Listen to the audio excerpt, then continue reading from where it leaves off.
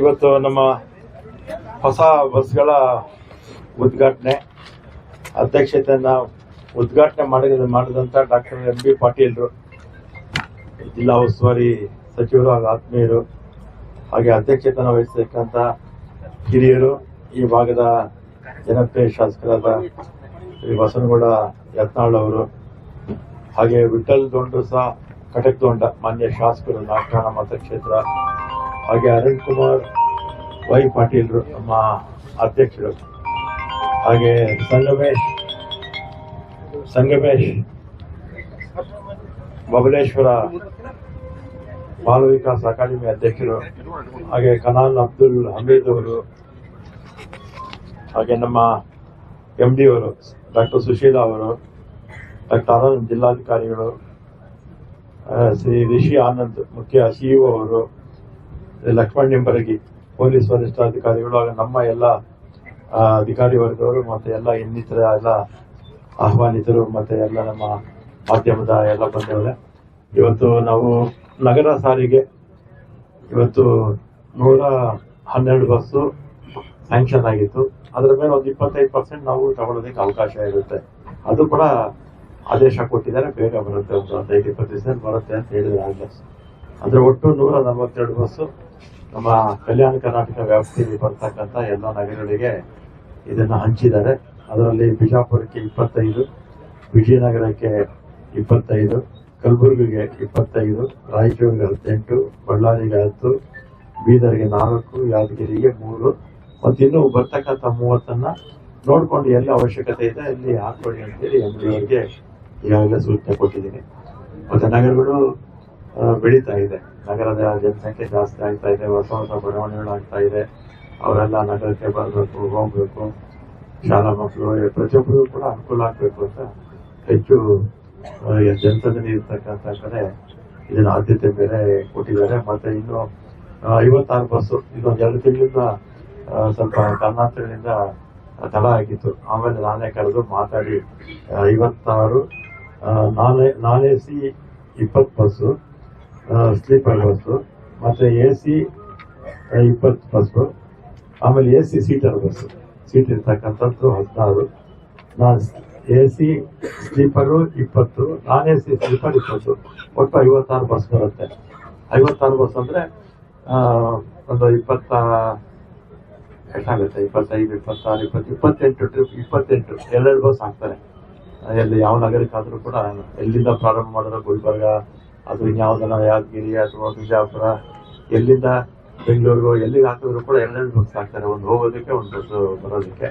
ಈ ಭಾಗದಲ್ಲೆಲ್ಲ ಸಾಕಷ್ಟು ನಮ್ಮ ಬಸ್ಸುಗಳು ಕಡಿಮೆ, ನಮ್ಮ ಬಸ್ಸುಗಳು ಇಲ್ವೇ ಇಲ್ಲ ಅಂತ ಹೇಳ್ಬೋದು, ಬಹಳ ಕಡಿಮೆ. ಕಾರಣಾಂತರದಿಂದ ಹಿಂದೆ 4 ವರ್ಷ ಬಸ್ಸುಗಳು ತಗೊಳ್ತಾ ಇದ್ರಿಂದ ಸ್ವಲ್ಪ ತೊಂದರೆ ಆಗಿತ್ತು.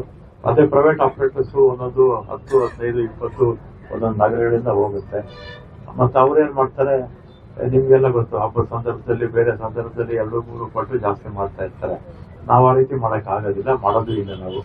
ಅದಕ್ಕೆ ಜನಕ್ಕೆ ಅನುಕೂಲ ಆಗಲಿ ಅಂತ ಹೇಳಿ 56 ಬಸ್ಸು ತಗೊಂಡಿದ್ದೀವಿ. ಇದೆಲ್ಲ ಕೂಡ 1-2 ತಿಂಗಳಲ್ಲಿ ಬರ್ಬೋದು, ಅದೇನು ಒಂದೇ ದಿನ ಬರೋದಿಲ್ಲ, ಬರ್ತಾ ಇರುತ್ತೆ. 1-2 ದಿನಗಳು ಕಳಿಸ್ತಾ ಇರ್ತಾರೆ, ಅದನ್ನ ಪ್ರಾರಂಭ ಮಾಡ್ತಾ ಇರ್ತಾರೆ. ಮತ್ತೆ ಇದು ನಗರ ಪ್ರದೇಶಗಳಿಗೆ, ಬೆಂಗಳೂರು ಅಥವಾ ಬೇರೆ ಬೇರೆ ಕಡೆ ಹೋಗ್ಬರೋರಿಗೆ ಇದು ಅನುಕೂಲ ಆಗುತ್ತೆ ಅಂತ ಹೇಳಿ ಮತ್ತೆ 400 ಬಸ್ಗೆ ಟೆಂಡರ್ ಕರೆದಿದ್ದೀವಿ. ಟೆಂಡರು ಅದು ಟೆಂಡರ್ ಆಯ್ತಾ ಮೇಡಮ್? ಟೆಂಡರ್ ಆಗಿದೆ, ಫೈನಲೈಸ್ ಆದ್ಮೇಲೆ ಅದನ್ನ ಒಂದು 2-3 ತಿಂಗಳಲ್ಲಿ ಖಂಡಿತ ಆ ಬಸ್ಸುಗಳು ಕೂಡ ಬಂದ್ಮೇಲೆ ಇನ್ನಷ್ಟು ಸಾಕಷ್ಟು ಸುಧಾರಣೆ ಆಗುತ್ತೆ ಅಂತ ನಾವು ಹೇಳಿ, ನಮ್ಗೆ ಹಿಂದೆ ಒಟ್ಟು 5,800 ಬಸ್ಸು 2.5 ವರ್ಷದಲ್ಲಿ ನಾವು ತಗೊಂಡ್ವಿ. ರಿಕ್ರೂಟ್ಮೆಂಟ್ ಅಷ್ಟೇ ಹಿಂದೆ ನಿಲ್ಲಿಸಿಬಿಟ್ಟಿದ್ರು. ನಾನು ಮನೆಯಲ್ಲಿ ನಾನು ಹಿಂದೆ ಇಲಾಖೆ ಮಿನಿಸ್ಟರ್ ಆಗಿದ್ದಾಗ ರಿಕ್ರೂಟ್ಮೆಂಟ್ ಮಾಡಿದ್ದು. ಮತ್ತೆ ಈಗ 10,000 ಜನ ಟೋಟಲ್ ರಿಕ್ರೂಟ್ಮೆಂಟ್ ಮಾಡಿದ್ವಿ.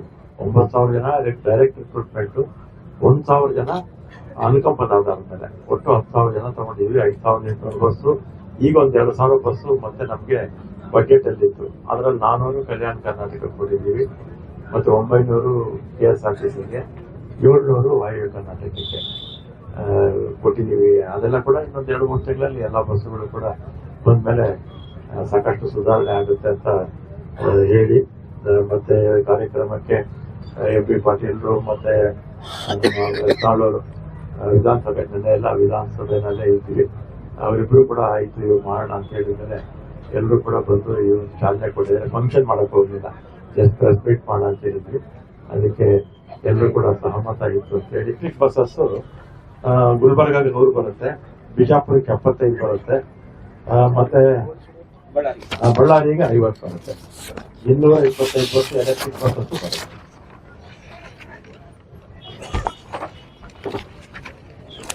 ಆಮೇಲೆ ಅದು ನಾನು ಹೇಳ್ತೀನಿ, ನೀವು ಹೇಳಿ ಆಮೇಲೆ. ಇವತ್ತು ಕಲ್ಯಾಣ ರಸ್ತೆ, ಕರ್ನಾಟಕ ರಸ್ತೆ ಸಾರಿಗೆ ನಿಗಮದಿಂದ ಇವತ್ತು ವಿಜಯಪುರ ನಗರ ಸಾರಿಗೆಗೆ 102 ನೂತನ ಬಸ್ಗಳನ್ನ ಲೋಕಾರ್ಪಣೆ ಮಾಡಿರುವಂತಹ ನಮ್ಮ ಎಲ್ಲರ ಜನಪ್ರಿಯ ನಾಯಕರು 112 ಪ್ಲಸ್ 30 142 ವಾಹನಗಳನ್ನ ಇವತ್ತು ದಿವಸ ನಮ್ಮ ಹಿರಿಯರು ಜನಪ್ರಿಯ ನಾಯಕರಾದಂಥ ಸಾರಿಗೆ ಮತ್ತು ಮುಜರಾಯಿ ಸಚಿವರಾದಂಥ ನಾಗಲಿಂಗ ಸಾಹೇಬರು ಲೋಕಾರ್ಪಣೆ ಮಾಡಿದ್ದಾರೆ. ನಾನು ಇವತ್ತು ವಿಜಯಪುರ ಜಿಲ್ಲಾ ಉಸ್ತುವಾರಿ ಸಚಿವನಾಗಿ ಇವತ್ತು ಅವರಿಗೆ ನಾನು ಹೃದಯಪೂರ್ವಕವಾದಂತಹ ಅಭಿನಂದನೆಗಳನ್ನ ಕೃತಜ್ಞತೆಗಳನ್ನ ಅರ್ಪಿಸುತ್ತೇನೆ. ಈ ವೇದಿಕೆ ಮೇಲೆ ಈ ಪತ್ರಿಕಾಗೋಷ್ಠಿಯಲ್ಲಿ ನಗರದ ಶಾಸಕರು ಯತ್ನಾಳ್ ಅವರು, ನಾಗರಾಮ್ ಶಾಸಕರು, ಕಟಕೊಂಡವರು ಹಾಗೂ ಇನ್ನು ನಮ್ಮ ಅರುಣ್ ಪಾಟೀಲ್ರು ಅಧ್ಯಕ್ಷರು, ಸತೀಶ್ ಕಪಿಲೇಶ್ವರರು ಹಾಗೂ MP ಅವರು ಎಲ್ಲರೂ ಕೂಡ ಇವತ್ತು ದಿವಸ ಮತ್ತು ಜಿಲ್ಲಾಧಿಕಾರಿಗಳು, ಪೊಲೀಸ್ ವರಿಷ್ಠಾಧಿಕಾರಿಗಳು, CO ಎಲ್ಲರೂ ಕೂಡ ಇವತ್ತು ದಿವಸ ಗಣ್ಯರು ಕೂಡ ದಿವಸ ವೇದಿಕೆ ಮಾಡಿದ್ದಾರೆ. ಇವತ್ತು ನಮಗೆ ಈಗಾಗಲೇ ಮಾನ್ಯ ಸಚಿವರಾಗೆ ಇವತ್ತು ಹಿಂದೆ ಅವರು ಸಾರಿಗೆ ಸಚಿವರಾಗಿದ್ದಾಗ ಇವತ್ತೇನು ರಿಕ್ರೂಟ್ಮೆಂಟ್ ಆಗಿತ್ತು ಅದೇ ಕೊನೆ. ಕಳೆದ 4 ವರ್ಷಗಳಲ್ಲಿ ಯಾವುದು ರಿಕ್ರೂಟ್ಮೆಂಟ್ ಆಗಿರಲಿಲ್ಲ. 4 ವರ್ಷ ಯಾವುದು ಬಸ್ಗಳು ಕೂಡ ಕೊಟ್ಟಿಲ್ಲ ನಮ್ಮ ರಾಜ್ಯದಲ್ಲಿ ಒಟ್ಟು. ಮತ್ತೆ ರಾಮಲಿಂಗರೆಡ್ಡಿ ಅವರು ಮತ್ತೆ ಸಾರಿಗೆ ಸಚಿವರಾದ್ಮೇಲೆ ಇವತ್ತು ಸುಮಾರು 2,000ಕ್ಕಿಂತ ಜಾಸ್ತಿ ಬಸ್ಗಳನ್ನು ಮಾಡಿದ್ದಾರೆ. 5,800 ಈಗ 2,000, ಒಟ್ಟು 7,800 ವೆಹಿಕಲ್ಸ್ ವಾಹನಗಳನ್ನು ಕೊಟ್ಟಿದ್ದಾರೆ. ಮತ್ತು ಇನ್ನು ಮುಂದಿನ 2.5 ವರ್ಷ ಅವಧಿಯಲ್ಲಿ ಇನ್ನೂ ಹೆಚ್ಚಿನ ಒಂದು ನಮ್ಮ ವಾಹನಗಳನ್ನ ಬಸ್ಗಳನ್ನು ಕೊಡುವ ಮೂಲಕ ಮತ್ತು ರಿಕ್ರೂಟ್ಮೆಂಟ್ ಕೂಡ ನಿಂತು ಹೋಗ್ಬಿಟ್ಟಿತ್ತು. ಈಗ ಸುಮಾರು ಈಗಾಗಲೇ ಅವ್ರು ಹೇಳಿದಾಗ 10,000 ಜನರಿಗೆ ರಿಕ್ರೂಟ್ಮೆಂಟ್ ಮಾಡಿದ್ದಾರೆ. ಹೀಗಾಗಿ ನಾನು ಅವರಿಗೆ ಹೃದಯಪೂರ್ವವಾದಂತಹ ಅಭಿನಂದನೆ ಸಲ್ಲಿಸ್ತೇನೆ. ಇವತ್ತು ಅವರು ಯಾವಾಗಲೂ ಕೂಡ ಸಾರಿಗೆ ಸಚಿವರಾಗಿ ಅಥವಾ ಯಾವುದೇ ಇಲಾಖೆಗೆ ಹೋಗಲಿ ಅತ್ಯಂತ ಕಾಳಜಿಯಿಂದ, ಬದ್ಧತೆಯಿಂದ ಅವರು ಬಹಳ ಒಂದು ಅನುಭವವನ್ನು ಹೊಂದಿದಂತ ಇವತ್ತು ಸಚಿವರು. ಹೀಗಾಗಿ ಅವರೆಲ್ಲರೂ ಕೂಡ ಫಿಂಗರ್ ಟಿಪ್ಸ್ ಮೇಲೆ ಇರ್ತದೆ. ಅವರು ಬಹಳ ಒಂದು ಯಶಸ್ವಿಯಾಗಿ ಒಂದು ಕಾರ್ಯವನ್ನು ಇವತ್ತು ಸಹ ತಮ್ಮ ಇಲಾಖೆಯಲ್ಲಿ ಮಾಡಿದ್ದಾರೆ. ಸಾರಿಗೆ ಇಲಾಖೆಯಲ್ಲಿ ತಮ್ಮದೇ ಆದಂತ ಒಂದು ಸಾಧನೆಯನ್ನು ಇವತ್ತು ಸಹ ಮಾಡಿ ತೋರಿಸಿದ್ದಾರೆ. ಅರ್ಥ ಆಗಬೇಕು, 4 ವರ್ಷದಾಗ ಏನೂ ಕೂಡ ಆಗಿಲ್ಲ, ಬಸ್ಸು ಇಲ್ಲ, ಎಂಪ್ಲಾಯ್ಮೆಂಟು ಇಲ್ಲ. ಈಗ ಅವ್ರು 7,800 ಸಾರಿಗೆ ಬಸ್ಗಳನ್ನು ಕೊಡೋ ಮೂಲಕ 10,000 ಜನರಿಗೆ ಇವತ್ತು ಉದ್ಯೋಗಾವಕಾಶ ಕೊಡೋದ್ರಿಂದ ಒಂದು ಮಹತ್ವವಾದಂತಹ ಕೆಲಸವನ್ನು ತಮ್ಮ ಇಲಾಖೆಯಲ್ಲಿ ಮಾಡಿದ್ದಾರೆ. ನಾವು ಅವ್ರಿಗೆ ವಿನಂತಿಯನ್ನು ಮಾಡ್ಕೊಂಡಿದ್ದೀನಿ. ನಾವು ರೆವಿನ್ಯೂ ಡಿವಿಷನ್ ಬೆಳಗಾಂನಾಗ ಬರ್ತೀವಿ, ಎಲ್ಲ ಇದರಲ್ಲಿ ಬೆಳಗಾಂ ಡಿವಿಷನ್ ನಲ್ಲಿ, ಕಿತ್ತೂರು ಡಿವಿಷನ್ ನಲ್ಲಿ. ಆದ್ರೆ ನಾವು ಹೈಕೋರ್ಟ್ ಮತ್ತು ಸಾರಿಗೆ ವಿಚಾರದಲ್ಲಿ ನಾವು ಹೈದರಾಬಾದ್ ಕರ್ನಾಟಕದಲ್ಲಿ ಬರ್ತೀವಿ, ನಮ್ಮ KRTC ಬರ್ತೀವಿ. ಹೀಗಾಗಿ KKRDBಗೆ ನಮ್ಮ ಅರುಣ್ ಪಾಟೀಲ್ರಿಗೆ ಎಲ್ಲ ಫಂಡ್ಸ್ ಇದಾವೆ, ನಮಗೆ ವಿಶೇಷ ಫಂಡ್ಸ್ ಇದಾವೆ. 371 ಜೆದಾಗ ನಮ್ಮನ್ನು ಸೇರಿಸ್ಕೋಬೇಕಾಗಿತ್ತು, ಯಾಕೋ ನಮ್ಮನ್ನು ಸೇರಿಸ್ಕೊಟ್ಟಿಲ್ಲ. ಬರೀ ನಮ್ಮನ್ನು ಉಪಯೋಗಿಸಿದ್ರಿ KSRನಲ್ಲಿ, ಕೋರ್ಟ್ನಲ್ಲಿ ಮತ್ತು NWKTSಲಿ. ಅದೇನೇ ಇರಲಿ, ನಾನು ಒಂದು ಹೊಸಲನ್ನು ಕೂಡ ಒಂದು ಪತ್ರ ಬರೆದಿದ್ದೆ. ನಾನು ಪತ್ರ ಬರೆದ ಪ್ರಕಾರ ಈಗ ನಮಗೆ ಈ 110 ಕೋಟಿ ರೂಪಾಯಿಲಿ ನಮಗೆ ವೆಹಿಕಲ್ಸ್ ಅನ್ನ ಕೊಡಬೇಕು ಅಂತ ಹೇಳಿ ಅದ್ರ ಪ್ರಕಾರವಾಗಿ ಈಗ ಅವರು ಕೊಟ್ಟಿದ್ದಾರೆ. ಈಗ ಮತ್ತೊಂದು ನಾನು ಹೇಳಿದ್ದೇನೆ, ಈಗ KKRDB ಫಂಡ್ಸ್ ನಲ್ಲಿ ಅವರೆಲ್ಲಾನು ಕೂಡ ನೀವು ತಗೊಳ್ಳಿ, ಅದ್ರ ಬಗ್ಗೆ ನಾವು ಹಸ್ತಕ್ಷೇಪ ಮಾಡೋದಲ್ಲ. ಅದ್ರ ಜನರಲ್ ಫಂಡ್ಸ್ ಏನ್ ಬರ್ತದೆ, ಆ ಜನರಲ್ ಫಂಡ್ಸ್ ನಲ್ಲಿ ಹೆಚ್ಚಿನ ಆದ್ಯತೆಯನ್ನು ನಮ್ಗೆ ಕೊಡಿ ಅಂತ ಹೇಳಿ. ಈಗ ನಮಗೆ KKRDB ಫಂಡ್ಸ್ ಜನರಲ್ ಫಂಡ್ಸ್ ಏನ್ ಬರ್ತದೆ, ಆ ಜನರಲ್ ಫಂಡ್ ನಲ್ಲಿ ಹೆಚ್ಚಿನ ಆದ್ಯತೆಯನ್ನು ಕೊಡ್ರಿ. ಮತ್ತು 2009ರಿಂದ ಸಾಲಿನ ಒಂದು ದಿವಸ ನಮಗೆ ನೂತನ ಬಸ್ ನಿಲ್ದಾಣ, ಬಸ್ ಘಟಕಗಳು ಸ್ವಲ್ಪ ನಾವು ಹಿಂದೆ ಉಳ್ಕೊಂಡಿದ್ದೀವಿ.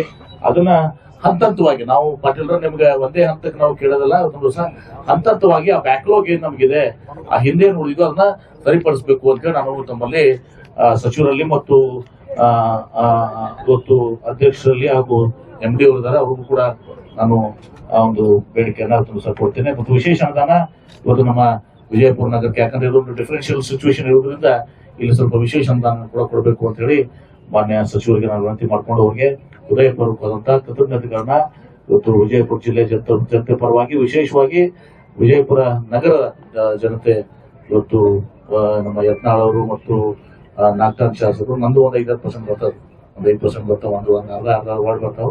ಮತ್ತು ಈಗ ವಿಸ್ತೀರ್ಣ ಕೂಡ ಆಗಿದೆ ಸರ್, ಈಗ ನಗರ ವಿಸ್ತೀರ್ಣ ಕೂಡ ಆದೇಶ ಆಗಿದೆ. ಹೀಗಾಗಿ ಅವು ಕೆಲವೊಂದು ಹಳ್ಳಿಗಳು ನಮ್ಮ ಮತಕ್ಷೇತ್ರದ್ದು ಕೂಡ ಇವತ್ತು ಸಹ ಮತ್ತು ಇನ್ನೂ ಹೆಚ್ಚಿನ ಹಳ್ಳಿಗಳು ಬರ್ತವೆ. ಅದೇ ಇರಲಿ, ತಾವು ಮಾಡಿದ್ದೀರಿ ಯಶಸ್ವಿಯಾಗಿ. ಇವತ್ತು ಸಹ ಸಾರಿಗೆ ಸಚಿವರಾಗಿ ಇವತ್ತು ಯಾವಾಗೂ ಕೂಡ ತಾವು ಮಾಡಿದ್ದೀರಿ. ಇನ್ನಿತರ ಇಲಾಖೆಗಳಿಗೂ ತಾವು ಒಂದು ಒಳ್ಳೆಯ ಕೆಲಸವನ್ನು ಮಾಡಿ ತಮ್ಮ ಹಿರಿತನದ ಅನುಭವ ಮತ್ತು ನಿಮ್ಮ ದಕ್ಷತೆಯಿಂದ ತಾವು ಕೆಲಸ ಮಾಡಿದಿರಿ. ವಿಜಯಪುರ ಜಿಲ್ಲೆಗೆ ತಾವು ಇನ್ನೂ ಹೆಚ್ಚಿನ ಒಂದು ನೆರವನ್ನ ನೀವು ಕೊಡ್ತೀರಿ ಅನ್ನೋ ಒಂದು ಸಂಪೂರ್ಣವಾದ ವಿಶ್ವಾಸ ನಮಗಿದೆ. ಅದಕ್ಕೆ ತಮಗೆ ಅಭಿನಂದನೆಗಳು ಸಲ್ಲಿಸ್ತೇನೆ. ಮತ್ತು 9ನೇ ತಾರೀಕಿಗೆ ಇವತ್ತು ಕಿತ್ತೂರು ರಾಣಿ ಚೆನ್ನಮ್ಮ ಒಂದು ಮೂರ್ತಿ ಪ್ರತಿಷ್ಠಾಪನೆ ಇದೆ.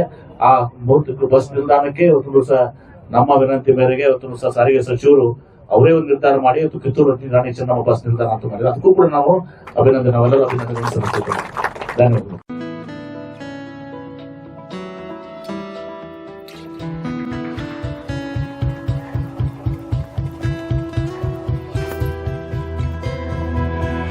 ये बुलेट मेरी जान, मंजिलों का निशान, ये बुलेट मेरी जान.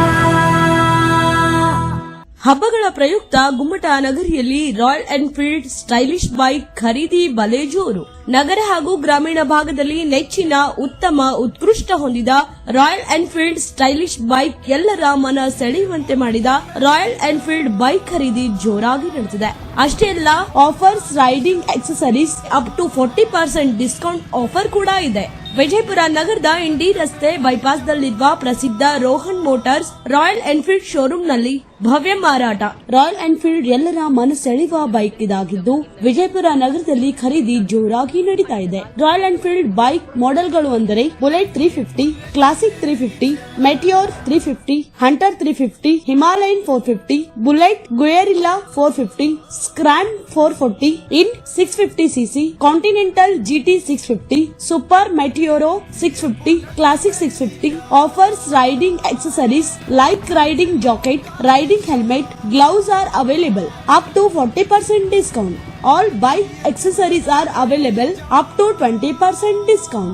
Best service and fast service available here. ಇನ್ನೇಕೆ ತಡ, ರಾಯಲ್ ಬೈಕ್ ಖರೀದಿಸಿರಿ, ರಾಯಲ್ ಜೀವನ ಆನಂದಿಸಿರಿ.